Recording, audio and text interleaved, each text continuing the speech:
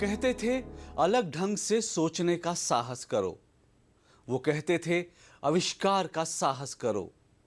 वो कहते थे अज्ञात पथ पर चलने का साहस करो। और वो जो कहते थे वो करते भी थे। उन्होंने सबसे अलग ढंग से सोचा। उन्होंने देश के लिए कई महान आविष्कार किए और फिर देखते ही देखते हम सबको छोड़कर हमेशा हमेशा के लिए अज्ञात पथ पर चले गए।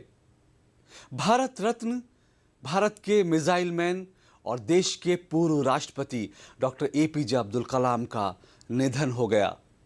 84 वर्ष की आयु में सोमवार को शिलांग से उनके निधन की खबर आई। वो भारत के सच्चे सपूत थे, ऐसे सपूत जिनका भारत हमेशा के लिए ऋणी रहेगा। भारत के इस सपूत कलाम साहब को सलाम।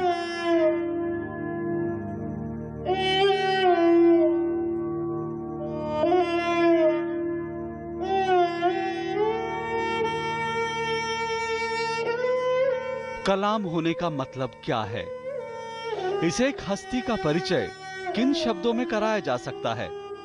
शायद एक वैज्ञानिक, देश के प्रथम व्यक्ति, चिंतक, प्रेरणादायी व्यक्तित्व। 84 साल की उम्र कम नहीं होती, लेकिन अगर वह उम्र एपीजे अब्दुल कलाम की हो तो कतई अधिक नहीं मानी जा सकती। कलाम साहब से बहुत कुछ सीखना शेष था। देश के दक्षिणतम शहर रामेश्वरम में एक मुअज्जिन पिता के साए में पले बढ़े अब्दुल पकीर कलाम बचपन से ही आध्यात्मिक वातावरण में पले बढ़े थे। कई दफा एपीजे कलाम ने लिखा कि एक ही रोशनी है और हम सब उस लैंप शेड की सुराखें हैं। रोशनी की वो सबसे बड़ी और रोशन सुराख आज खत्म हो गई। असल में कलाम असफलता के बाद सफलता की अदम्य कहानी है। सफलता वो भी ऐसी विराट। कलाम होने का मतलब होता है बच्चे बच्चे की जबान पर जिस वैज्ञानिक का नाम हो। कलाम यानी मिसाइल मैन, कलाम यानी एरोस्पेस तकनीक के बड़े जानकार, कलाम यानी बच्चों के प्यारे राष्ट्रपति, कलाम यानी सादगी और सरलता की प्रतिमूर्ति। रामेश्वरम की पंचायत के प्राथमिक स्कूल में शुरू हुए उनके दीक्षा संस्कार से लेकर शिलांग में आईआईएम में छात्रों के बीच आखिरी संबोधन तक कलाम साहब ने जितना सीखा, उस ज्ञान को, उस विचार को आगे बढ़ाया। कलाम जिन्होंने नौजवान इंजीनियर के तौर पर डॉक्टर ब्रह्म प्रकाश और डॉक्टर सतीश धवन के साथ काम किया। कलाम जो हमेशा छात्रों से कहते कि नकारात्मक सोच किसी सफर में 20 बैग साथ लेकर चलने की तरह है, जो आपके सफर को दुश्वार बनाती है। कलाम का मतलब होता है लोगों को यह सिखाने वाला कि अकादमिक मेधाविता आईने से अलग नहीं होती। एक बार धूल हटा दो, आईना चमकने लगता है और परछाई साफ होती है। कलाम का मतलब है जो परमाणु परीक्षण के दौरान मेजर जनरल पृथ्वीराज के कूट नाम से काम करे और परीक्षण के विस्फोट से पहले जो यह बुदबुदाए कि ईश्वर की शक्ति विध्वंस नहीं करती, यह एक करती है। कलाम का मतलब है वह ऋषि जो सादगी से जिए, जो विज्ञान के सिद्धांतों पर न सिर्फ रक्षा में अपने देश को ताकतवर बनाए है, बल्कि जो यह भी कहे कि नैनो बायो काग्नो तकनीकों का नवजात अभिसरण इस बात की गवाही है कि प्रकृति सिर्फ सिरजती ही है। कलाम वह हैं जो तरक्की के लिए एक ऐसे नजरिए की जरूरत बताते हैं जो यह सुनिश्चित करे कि सामाजिक पिरामिड के निचले पायदान पर खड़े लोगों के लिए जीने की शर्तें भी सुधरेंगी और जो सामाजिक, राजनीतिक और आर्थिक सरहदों से परे होंगी। कलाम का मतलब है एक ऐसा वैज्ञानिक जो अखबार बेचकर अपनी पढ़ाई के खर्चे पूरे करे और जो खुद अखबारों की सुर्खियों में आ जाए, जो मिट्टी के तेल के दियों के नीचे पढ़ाई करे और खुद रोशनी की लौ बन जाए।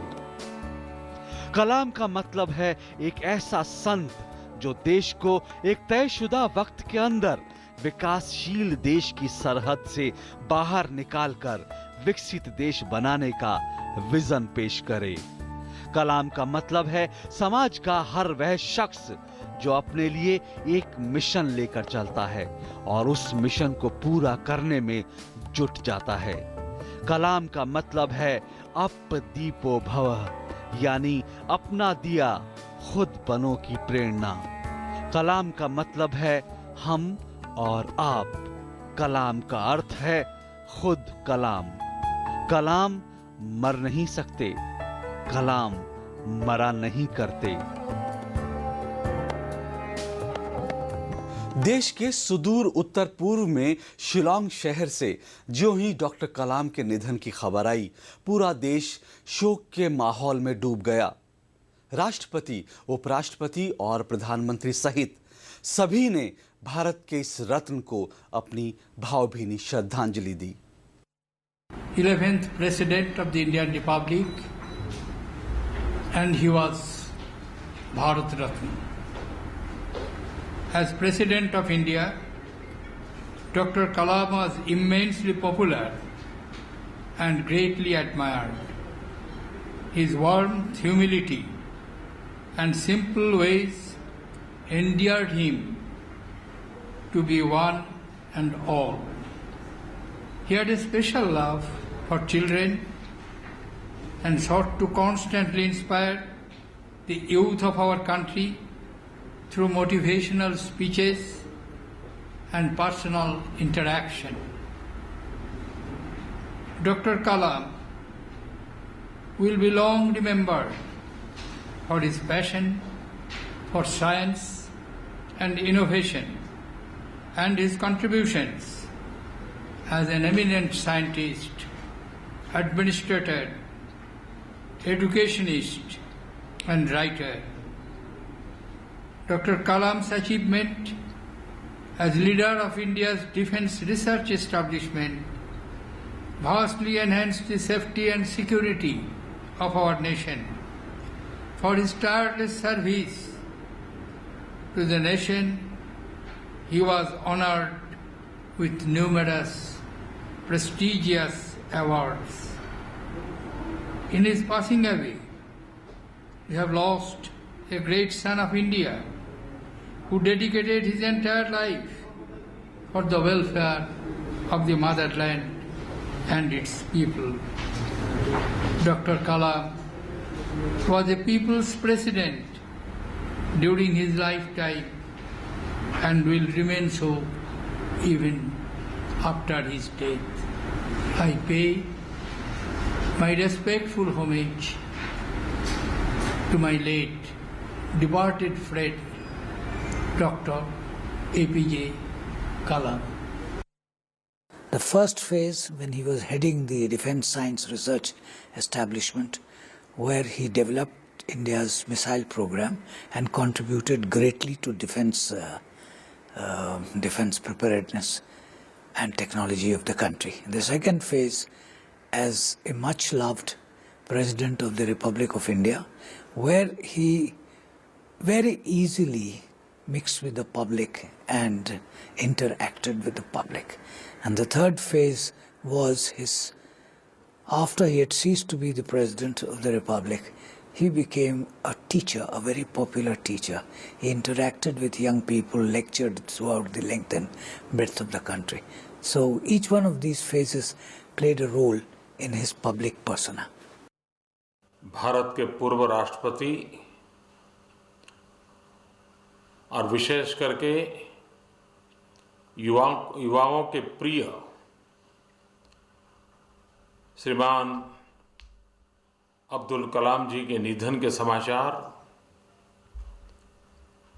पूरे देश के लिए और विश्व की वैज्ञानिक आलम के लिए एक बहुत ही दुखद समाचार है। राष्ट्रपति के रूप में उनका कार्य, उनका जीवन, उनकी हर बात देश के लिए आज भी दिशादर्शक है। एक वैज्ञानिक के रूप में उन्होंने भारत को नई ऊंचाइयों पर पहुंचाया था। भारत को सशक्त बनाने में वैज्ञानिक शक्ति को जोड़ने का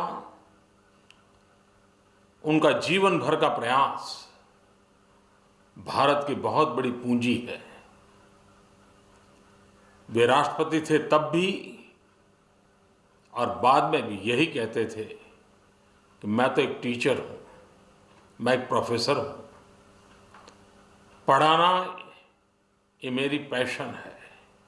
और आज जीवन का अंतकाल भी विद्यार्थियों के बीच अपने प्रिय काम को करते करते ही उन्होंने वो अंतिम क्षण भी बिताई। सामान्य परिवार में जन्मे हुए, तमिलनाडु में दूर सुदूर रामेश्वर से जीवन की यात्रा प्रारंभ की और हिंदुस्तान के जन जन से लेकर के विश्व के अंदर भारत की प्रतिष्ठा को बढ़ाने में आपका बहुत बड़ा योगदान रहा। व्यक्तिगत मेरे जीवन में एक उत्तम वरिष्ठ मार्गदर्शक रहे थे। उनके साथ बहुत निकटता से काम करने का मुझे अवसर मिला था। मैंने व्यक्तिगत जीवन में तो एक उत्तम मार्गदर्शक को खोया है।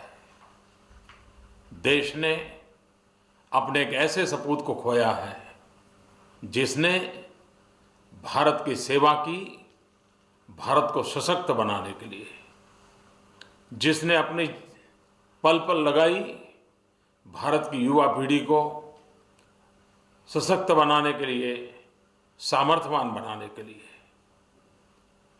ऐसे महापुरुष की विदाई मैं नहीं मानता हूं कि कोई भर पाएगा। देश ने बहुत कुछ आज गंवाया है। मैं उस महान आत्मा के प्रति अपने श्रद्धा सुमन अर्पित करता हूं। देश आज शोकमग्न है। उनका कार्य हमें देश को आगे बढ़ाने के लिए प्रेरणा देता रहेगा। मैं फिर एक बार इस महापुरुष के जीवन को, उनके कार्य को, उनकी प्रेरणा को नमन करते हुए देशवासियों को इस शोक संतप्त अवस्था में, गहरे सदमे की इस अवस्था में मेरे पास अधिक कुछ कहने के लिए शब्द नहीं बचे हैं। रामेश्वरम के एक साधारण से परिवार में जन्म लेकर दिल्ली के रायसीना हिल्स के राष्ट्रपति भवन तक पहुंचने का डॉक्टर कलाम का सफर साहस, जीवटता और जिजीविषा की एक अद्भुत कथा है। एक ऐसी कथा जिससे करोड़ों करोड़ भारतीय हमेशा प्रेरणा लेते रहेंगे।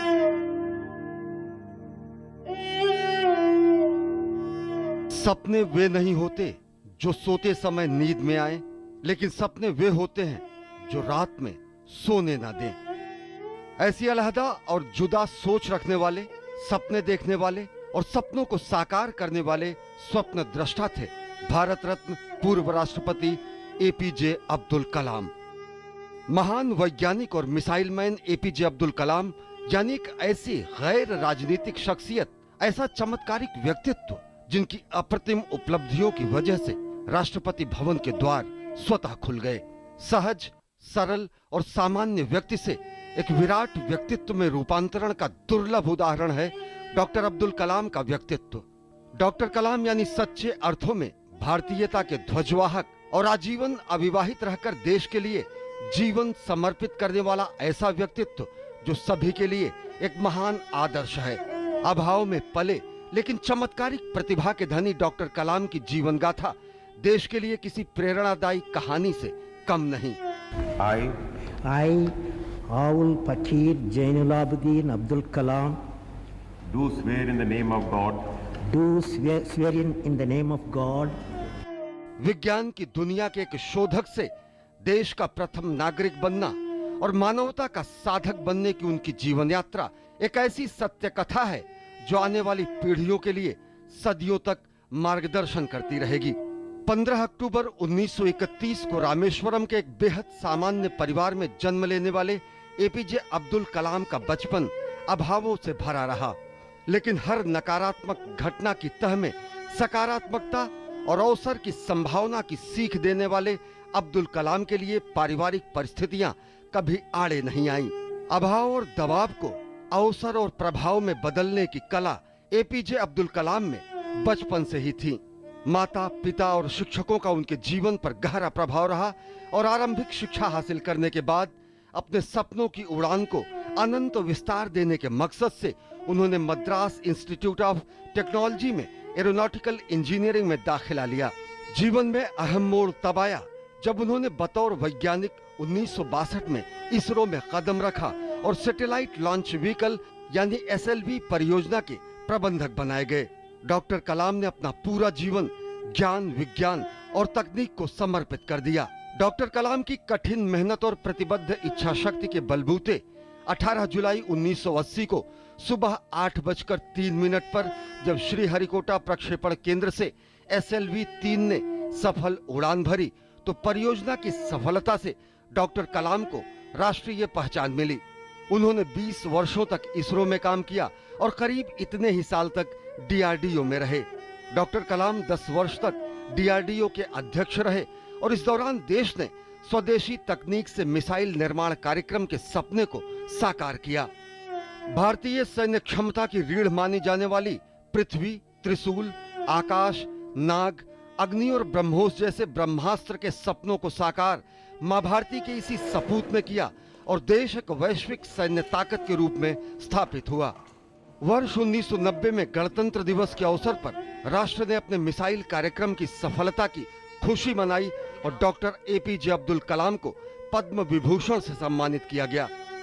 डॉक्टर एपीजे अब्दुल कलाम 1992 से 1999 तक रक्षा मंत्री के वैज्ञानिक सलाहकार और सुरक्षा, शोध और विकास विभाग के सचिव रहे। पोखरण 2 में अगर देश को तत्कालीन प्रधानमंत्री अटल बिहारी वाजपेयी का दृढ़ राजनीतिक नेतृत्व हासिल था तो डॉक्टर एपीजे अब्दुल कलाम इसके वैज्ञानिक और तकनीकी सूत्रधार थे। विज्ञान के क्षेत्र में उत्कृष्ट योगदान के लिए डॉक्टर एपीजे अब्दुल कलाम को 1981 में पद्म भूषण, 1990 में पद्म विभूषण और 1997 में देश के सर्वोच्च नागरिक सम्मान भारत रत्न से विभूषित किया गया। एक प्रखर राष्ट्रवादी और निर्विवाद व्यक्तित्व के धनी डॉक्टर कलाम जब 25 जुलाई 2002 को भारत के 11वें राष्ट्रपति निर्वाचित हुए तो देश के आम जनमानस का सिर फक्र से ऊंचा हो गया। राष्ट्रपति पद का कार्यकाल समाप्त होने के बाद डॉक्टर कलाम की सक्रियता में कोई कमी नहीं आई। वे साहित्य में रुचि रखते थे, कविता लिखते थे, वीणा बजाते थे और आध्यात्म से गहरे से जुड़े थे।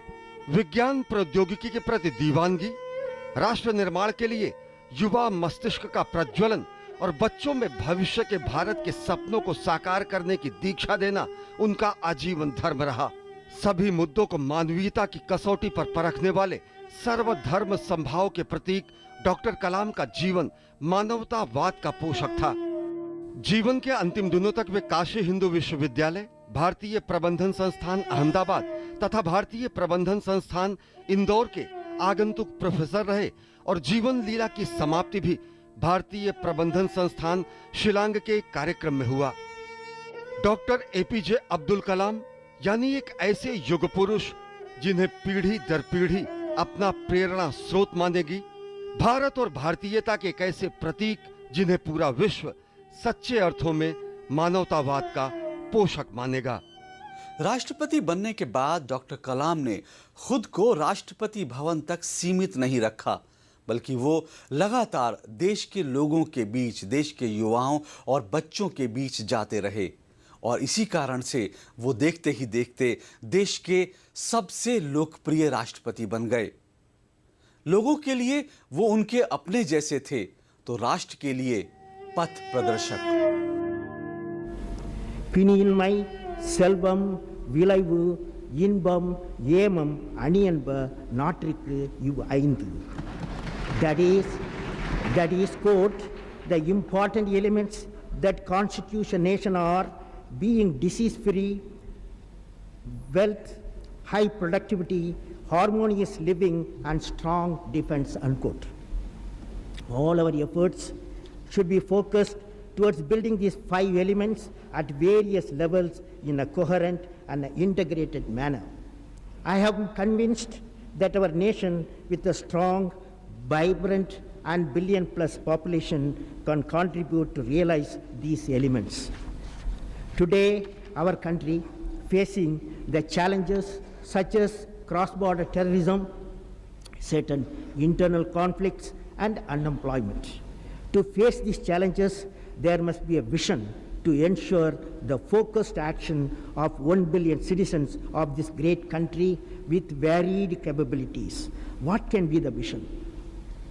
It can be none other than transforming India into a developed nation.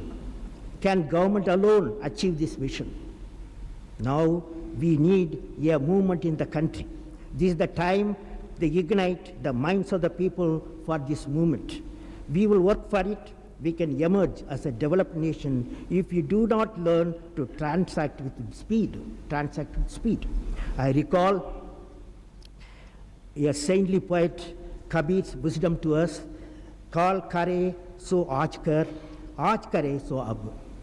That means what you want to do tomorrow, do it today, and what you want to do today, do it now.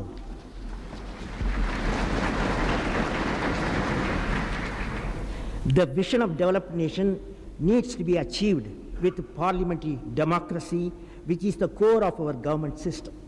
The basic structure of our constitution has stood the test of time. I am confident that it will continue to be the responsive to the demands of changing situations.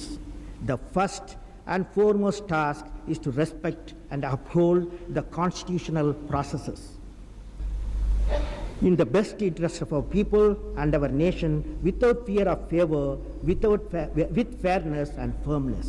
India is a union states based on the framework of cooperative federalism. Within the cooperative framework, there is also a requirement to develop competitive strengths for the states so that they can excel at the national level and the global level.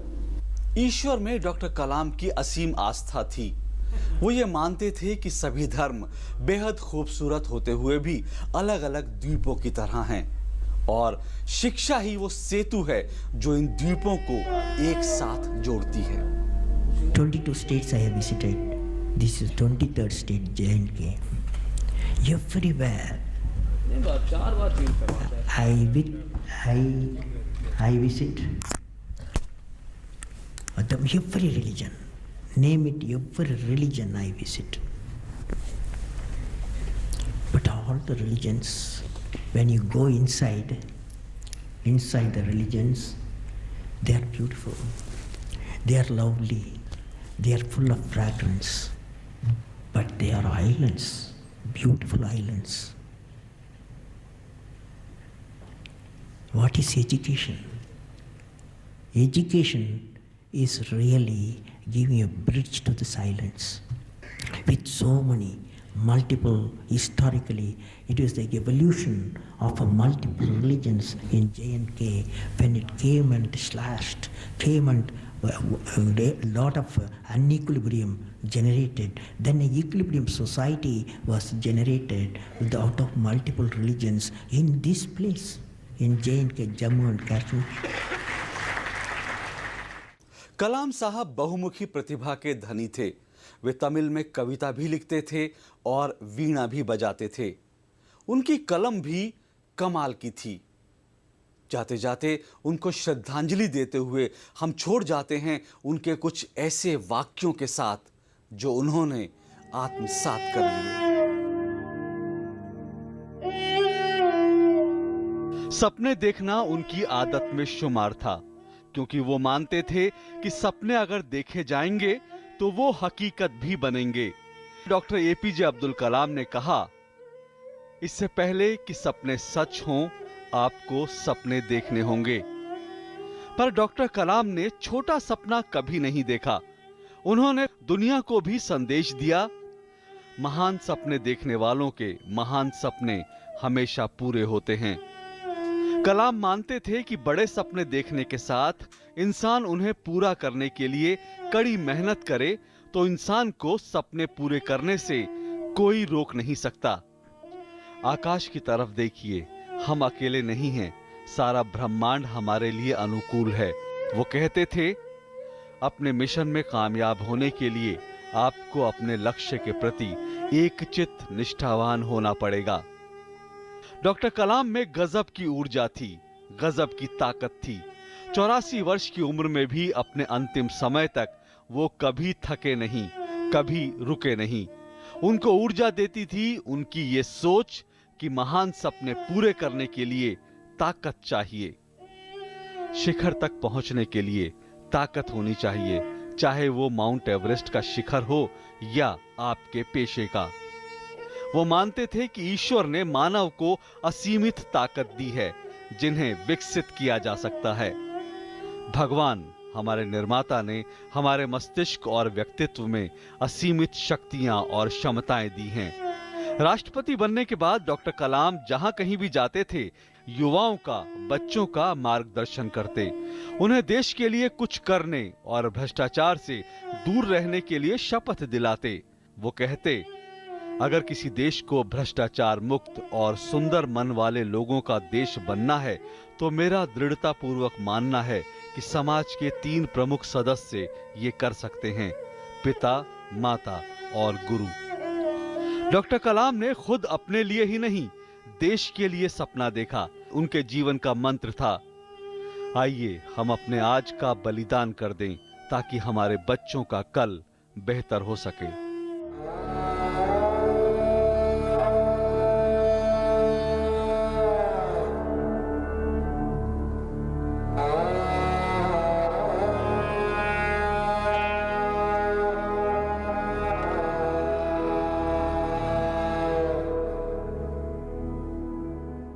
Thank you.